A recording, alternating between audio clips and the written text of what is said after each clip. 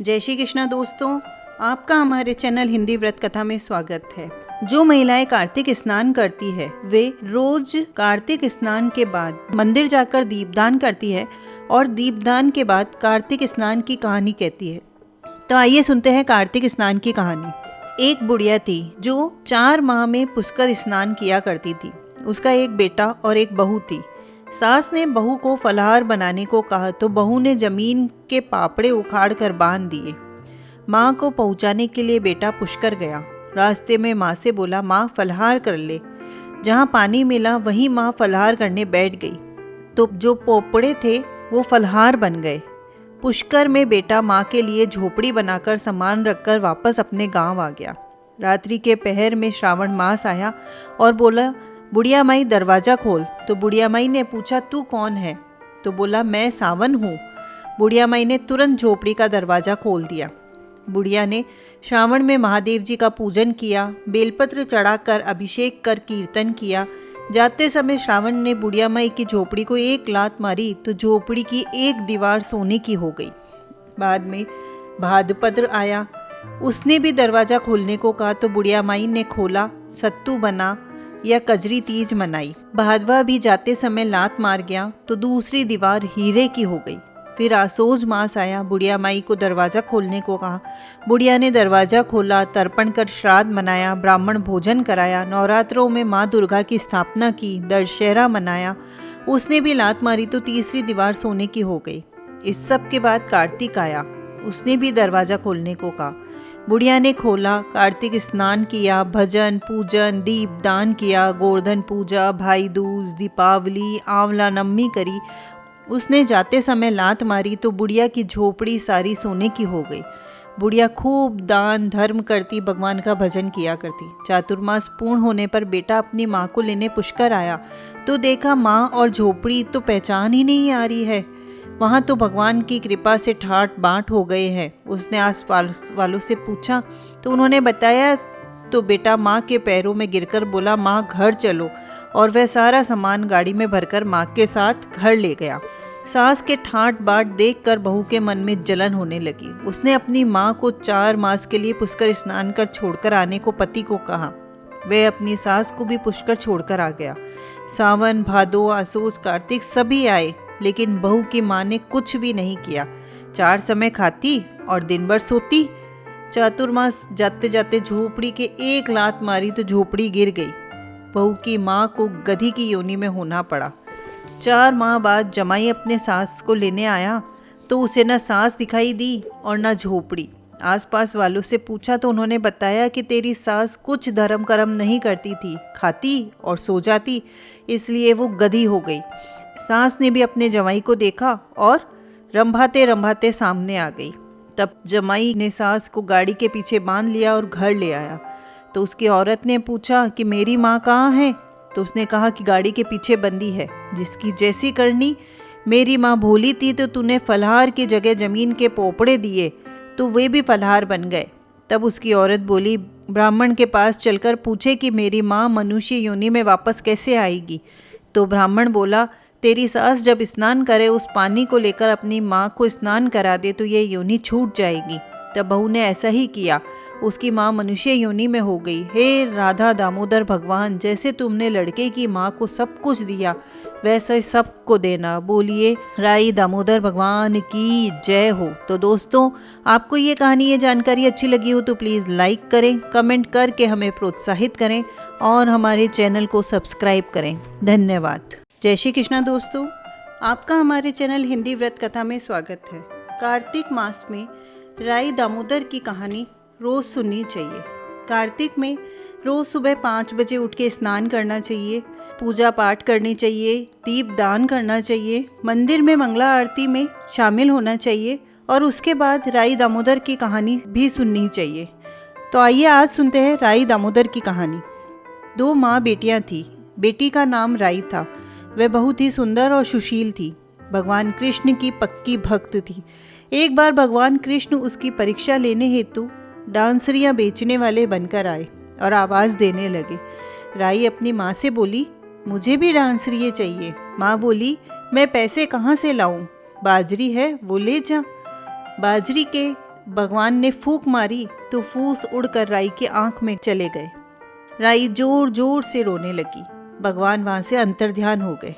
वैद्य का रूप धारण करके वहां आ गए और आवाज देने लगे। राई की माँ बाहर आई और बोली, वैद्य जी, मेरी बेटी की आंख में फूस गिर गया है, उसे निकाल दो। भगवान बोले, अगर मैं फूस निकालूं तो उसका विवाह मेरे साथ करना पड़ेगा। राई की माँ तैयार हो गई, सगाई कर दी। कार्तिक शुक्ला 11 के दिन विवाह निश्चित किया। माँ सोचने लगी, बेटी को क्या दूंगी। सोने की दुकान पर जाकर बोली कि मेरी राई के लिए लौंग और बिछिया गढ़ दे। तो सुनार बोला, मुझे समय नहीं है, मैं तो कृष्ण भगवान के गहने गढ़ रहा हूँ। हलवाई और बनिया के वहाँ गई तो उसको भी वही जवाब मिला। माँ घर आ गई, अब क्या करे। वो घर आई, झोपड़ी महल में बदल गई। आनंद हो गया। ठाठ से विवाह की तैयारियां होने लगी। भगवान बारात लेकर आए। माँ ने खूब ठाट बाट से राई का विवाह भगवान श्री कृष्ण के साथ कर दिया। भगवान राई को लेके द्वारका गए तो राई के महल में ही रहने लगे। दूसरी रानियां चिढ़ने लगी। सावन में राई पीहर चली गई। भगवान ने सोचा कि तीज आई है तो राई को तीज भेज दूं। 7 जरी के बेस और 5 सोने के गुट्टे रखे। 2 हंसों को बुलाया और बोला, सीधा राई के पीहर जाना, कहीं मत रुकना। राधा रुक्मण को पता चला तो उन्होंने हंसों को अपने महल में बुला के कहा, थोड़ा मोती चुग लो।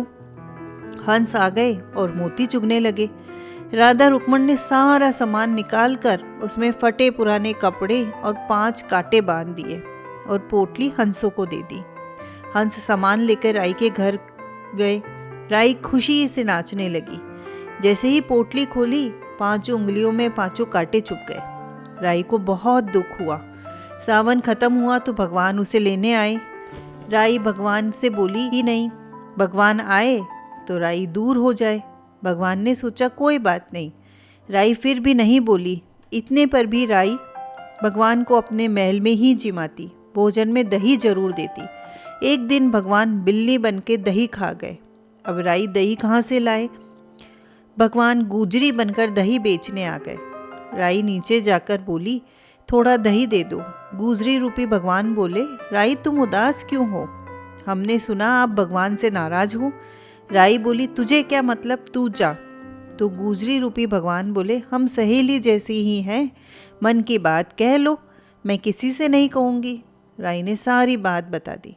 सुनते ही भगवान को बहुत अचंभा हुआ और क्रोध आया। वे तुरंत असली रूप में आ गए। बोले, ये कैसे हुआ, हमने तो जरी के बेस और सोने के पचेटे भेजे थे।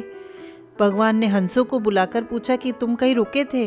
तो हंस बोले, राधा रुक्मण के महल में रुके और कहीं नहीं रुके। भगवान ने राधा रुक्मण को बुलाया और पूछा कि आपने ऐसा क्यों किया। तो वो बोली कि आप हमारे महल नहीं पधारे, इसलिए हमने ऐसा किया। भगवान बोले, आप हमको प्रेम से बुलाती तो हम जरूर आते। फिर भगवान बोले, कार्तिक का महीना राई को दूंगा, 5 दिन पस्तीर्थियाँ राधा रुक्मण को, 11 सत्यभामा को दूंगा। भगवान ने सबको मान दिया। हे भगवान, हे कृष्ण भगवान, राधा रुक्मण राई को मान दिया, वैसे सबको देना। घट्टी को पूरी करना, पूरी को प्राण छोड़ जो, भूल चूक माफ कर जो। तो दोस्तों, बोलिए श्री कृष्ण भगवान की जय हो, राई दामोदर की जय हो। तो दोस्तों, आपको ये कहानी, ये जानकारी अच्छी लगी हो तो प्लीज़ लाइक करें, कमेंट करके हमें प्रोत्साहित करें और हमारे चैनल को सब्सक्राइब करें। धन्यवाद। जय श्री कृष्ण दोस्तों, आपका हमारे चैनल हिंदी व्रत कथा में स्वागत है। कार्तिक के महीने में रोजाना तुलसी को सींचने का बहुत महत्व है। कार्तिक के महीने में रोजाना तुलसी को सींचिए, तुलसी के दीपक जलाइए और तुलसी माता से अपने लिए सुख समृद्धि और अमर सुहाग की प्रार्थना कीजिए। कार्तिक के महीने में तुलसा जी की कहानी भी कही जाती है। तो आइए सुनते हैं तुलसी माता की कहानी।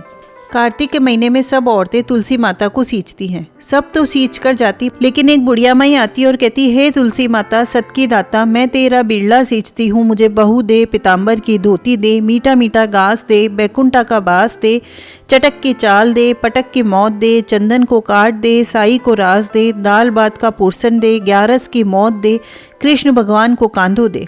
तुलसी माता यह बात सुनकर सूखने लगे। तो भगवान ने पूछा, हे तुलसी मैया, तुम सूख क्यों रही हो। तुलसी माता ने कहा कि एक बुढ़िया माई रोज आती है और ये बातें कहती है। मैं सब कुछ उसकी सारी बात पूरी कर दूंगी, लेकिन कृष्ण का कांधा कहाँ से दूंगी। तो कृष्ण भगवान बोले, जब वह मरेगी तो अपने आप कांधा दे आऊँगा, तो बुढ़िया माई से कह देना। बाद में बुढ़िया माई मर गई। सारे गांव वाले एकत्रित हो गए, बुढ़िया माई को ले जाने लगे, लेकिन वो इतनी भारी हो गई कि किसी से भी नहीं उठी। तब सबने कहा कि यह तो इतनी पूजा पाठ करती थी, पाप नष्ट होने की माला फेरती थी, फिर भी भारी हो गई। भगवान बूढ़े ब्राह्मण का भेष बनाकर आए और सबसे पूछा कि इतनी भीड़ क्यों लगी है। तो एक आदमी बोला कि एक बुढ़िया माई थी, मर गई, पापण थी, इसलिए किसी से नहीं उठती। तो भगवान ने कहा, मेरे को एक बात इसकी कान में कहने दो, उठ जाएगी। तो भगवान ने कान के पास जाकर कहा कि बुढ़िया माई, मन की निकाल ले, पीताम्बर की धोती ले, मीठा मीठा घास ले, वैकुंठा का वास ले, चटक की चाल ले, पटक की मौत दे, दाल भात को पुरसन ले, कृष्ण भगवान को कांधा ले। यह सुनते ही बुढ़िया माई हल्की हो गई। भगवान उसे अपने कंधे पर ले गए और उसकी मुक्ति हो गई। हे तुलसी माता, जैसे उस बुढ़िया माई की मुक्ति कराई वैसी हमारी भी कराना। बोलिए तुलसी माता की जय हो। तो दोस्तों, आपको ये कहानी, ये जानकारी अच्छी लगी हो तो प्लीज़ लाइक करें, कमेंट करके हमें प्रोत्साहित करें और हमारे चैनल को सब्सक्राइब करें। धन्यवाद। जय श्री कृष्ण दोस्तों, आपका हमारे चैनल हिंदी व्रत कथा में स्वागत है। कार्तिक के महीने में पीपल पतवारी सींचने का भी बहुत बड़ा महत्व है। पीपल पतवारी के बिना कार्तिक की पूजा अधूरी मानी जाती है, इसलिए सुबह बाकी सब जगह दीपदान करने के बाद पीपल पतवारी जरूर सींचें, दीपदान करें और पीपल पतवारी की कथा भी कहें। तो आइए सुनते हैं पीपल पतवारी की कहानी। एक गुजरी थी, उसने अपने बहू से कहा कि तू दूध दही बेच आ। तो वह दूध दही बेचने गई। कार्तिक का महीना था, वहाँ पर सब औरतें पीपल सींचने आती थी और वह भी बैठ गई। औरतों से पूछने लगी कि आप लोग क्या कर रहे हो। तो औरतें बोली, हम तो पीपल पतवारी सींच रहे हैं। तो उसने कहा, इससे क्या होता है। औरतों ने जवाब दिया कि इससे अन्न धन मिलता है, वर्षों से बिछड़ा हुआ पति मिल जाता है। तो उस गुजरी ने कहा कि तुम तो पानी सींच रही हो, मैं दूध दही से सींचूंगी। और बेचने के दूध दही से पतवारी और पीपल सींचाती। उसकी सास रोज कहती कि तू दूध दही बेचकर पैसे लाके दे। तो उसने कहा, जब कार्तिक का महीना पूरा होगा तब ला दूंगी। कार्तिक का महीना पूरा हो गया। पूनम के दिन गुजरी की बहू पीपल पतवारी के पास धरने बैठ गई। पीपल पतवारी ने पूछा कि तू यहाँ क्यों बैठी है। उसने कहा, मेरी सास दूध दही के पैसे मांगेगी। तो पीपल पतवारी ने कहा, मेरे पास तो पैसे नहीं है, ये भाटे डंडे पान पत्ते पड़े हैं, ले जा और गुल्लक में रख देना। सास ने पूछा, पैसे लाई। तो गुजरी ने कहा, मैंने पैसे गुल्लक में रखे हैं। सास ने गुल्लक खोलकर देखा तो सास देखती ही रह गई। उसकी आंखें फटी की फटी रह गई। हीरे मोती जगमगा रहे थे, पत्तों का धन हो गया। सास बोली, बहू इतना पैसा कहाँ से लाई है। बहू ने आकर देखा तो बहुत सारा धन पड़ा था। तब गुजरी की बहू ने कहा, सासू जी, मैंने तो 1 महीना दूध दही से पीपल पतवारी सींची और उनसे धन मांगा था। उसने मुझे भाटे डंडे पत्ते दिए थे जो मैंने गुल्लक में रख दिए, वही हीरे मोती हो गए। तो सासू जी ने कहा कि अब की बार मैं भी पतवारी सींचूंगी। सासू दूध दही तो बेच आती, हांडी धोकर पीपल पतवारी में सींच आती। बहू से कहती कि मुझसे पैसे मांग। बहू कहती कि कोई बहू भी कोई सास से पैसे मांग सकती है क्या। सासू जी महीने के आखिर में पीपल पतवारी पर जाकर धरने देकर बैठ गई। तो पीपल पतवारी ने भी उसे डंडे पत्ते पान भाटे दे दिए और कहा, गुल्लक में जाकर रख देना। फिर बहू ने गुल्लक खोल के देखा तो उसमें कीड़े कचरे हो रहे थे। बहू ने सास से कहा कि यह क्या है। सास देखकर बोली कि पीपल पतवारी ने तेरे को तो अन्न धन दिया और मुझे कीड़े मकोड़े दिए। तब पीपल पतवारी बोली कि बहू तो निस्वार्थ भावना से मुझे सींचती थी, तूने तो धन की भूखी होकर सींचा है। तो इसलिए हे पीपल भगवान पतवारी माता, जैसे आप बहू पर प्रसन्न हुए वैसे सब पर प्रसन्न होना। बोलिए पीपल पतवारी की जय हो। तो दोस्तों, आपको ये कहानी, ये जानकारी अच्छी लगी हो तो प्लीज़ लाइक करें, कमेंट करके हमें प्रोत्साहित करें और हमारे चैनल को सब्सक्राइब करें। धन्यवाद। जय श्री कृष्ण दोस्तों, आपका हमारे चैनल हिंदी व्रत कथा में स्वागत है। कार्तिक की सारी कहानियाँ कहें और लपसी तपसी की कहानी नहीं कहे तो कार्तिक स्नान का सारा फल लपसी और तपसी को चला जाता है। इसलिए कार्तिक की कहानी के बाद लपसी तपसी की कहानी कहना अत्यंत आवश्यक है। तो आइए सुनते हैं लपसी तपसी की कहानी। एक लपसी था और एक तपसी था। तपसी तो भगवान की तपस्या करता, लपसी सवा सेर की लापसी बनाकर भगवान को भोग लगाकर जीम लेता। एक दिन दोनों में झगड़ा हो गया। लपसी बोला मैं बड़ा, तपसी बोला मैं बड़ा। इतने में नारद जी आए, पूछे कि तुम दोनों क्यों लड़ रहे हो? तो लपसी ने कहा मैं बड़ा, तपसी बोला मैं बड़ा। तपसी बोला मैं सारे दिन भगवान की पूजा करता हूँ, तपस्या करता हूँ। तो नारद जी बोले मैं तुम्हारा फैसला करूँगा। एक दिन तपस्वी नहाकर आने लगा तो नारद जी ने 1.25 करोड़ की अंगूठी उसके आगे फेंक दी। उसने आंख खोलकर देखा तो 1.25 करोड़ की अंगूठी आगे पड़ी थी। तपसी ने वह अंगूठी उठाकर गोद के नीचे दबा ली और तपस्या करने लगा। लपसी सुबह उठकर नहाया, 1.25 सेर की लापसी बनाकर भगवान को भोग लगाकर जीवने लगा। इतने में नारद जी आए। दोनों ने पूछा आपको पता लग गया कि हम में से कौन बड़ा है? तपसी ने कहा मैं बड़ा हूँ। लपसी बोला मैं बड़ा हूँ। नारद जी बोले तपसी महाराज घोड़े को उठाओ। घोड़ा उठाया तो 1.25 करोड़ की अंगूठी निकली। तब नारद जी ने बोला कि ये अंगूठी तो तूने चुराई है, इसलिए तेरी तपस्या भंग हो गई, इसलिए लपसी बड़ा है। तपसी बोला महाराज मेरी तपस्या का फल कैसे मिलेगा? नारद जी बोले रोटी बनाकर बाटियां नहीं बनाएगा तो फल तुझे होगा, ब्राह्मण जिमा कर दक्षिणा नहीं देगा तो फल तुझे मिलेगा, साड़ी देके ब्लाउज नहीं देंगे तो फल तुझे होगा, दिए से दिया जलाएंगे तो फल तुझे मिलेगा। फिर नारद जी बोले सबकी कहानी कह के अगर तेरी कहानी नहीं कहे तो तुझे फल मिलेगा।